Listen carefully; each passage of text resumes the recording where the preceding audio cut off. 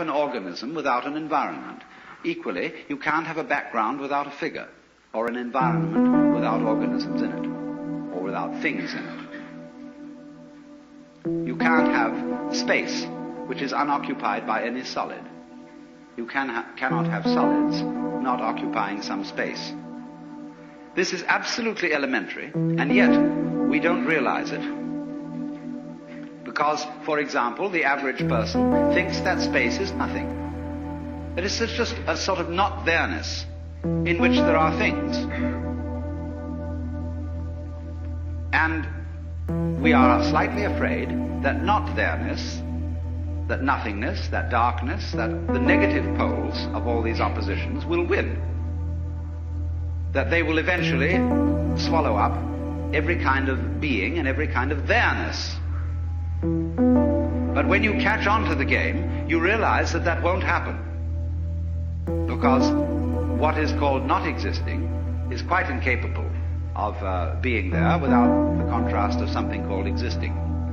It's like the crest and the trough of a wave. You can't have a wave that is all trough and no crest, just as you can't have a wave which is all crest and no trough.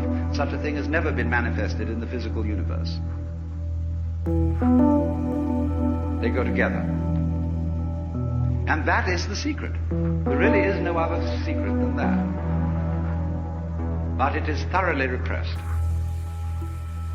And therefore, we are all educated to feel that we've got to fight for the white because the black might win. We've got to survive. You must survive. That's the great thing we're all working under, and pounding it out day after day in anxiety. Because this is a description of anxiety. Anxiety is the fear that one of a pair of opposites might cancel the other forever. And if by any chance, by any means, you find out that that is not so, you have an entirely new attitude to what human beings are doing, which may be very creative, but which also may be very dangerous. You see through the game called white must win, because you know that neither black nor white are going to win, because they belong to each other. So one of the problems of the various chemicals which can change the human mind in certain ways so that it becomes apparent that inside and outside go together is that they do rather give the show away, and people who take these chemicals and see through the human game cannot be trusted. They may decide to be good sports and go back into the game and play it as if it were for real. Or they may not. And if they don't, what's going to happen?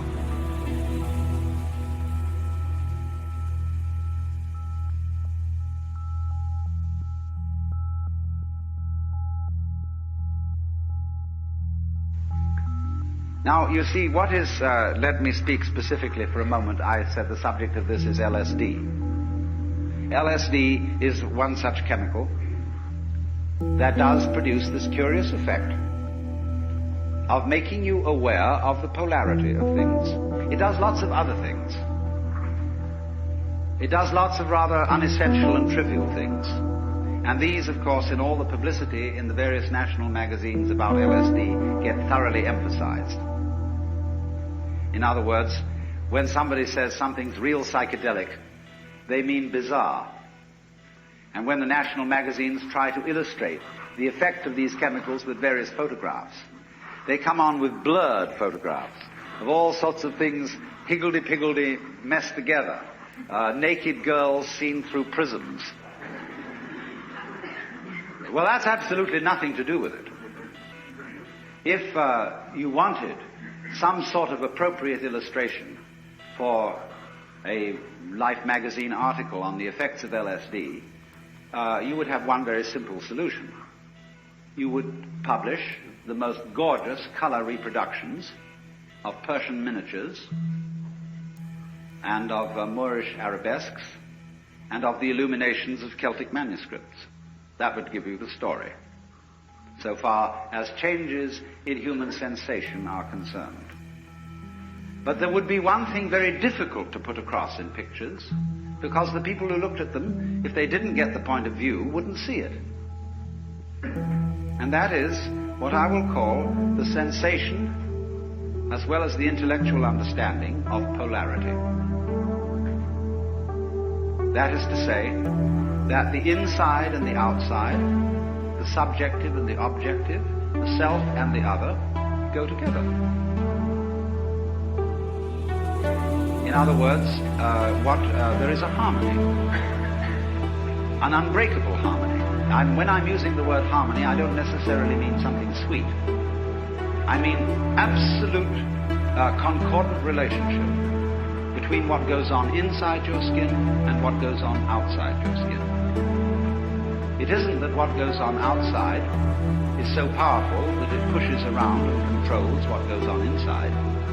Equally so, it isn't that what goes on inside is so strong that it often succeeds in pushing around what goes on outside. It is very simply that the two processes, the two behaviors, are one. What you do is what the universe does. And what the universe does is also what you do. Not you in the sense of your superficial ego, which is a very small, little tiny area of your conscious sensitivity, but you in the sense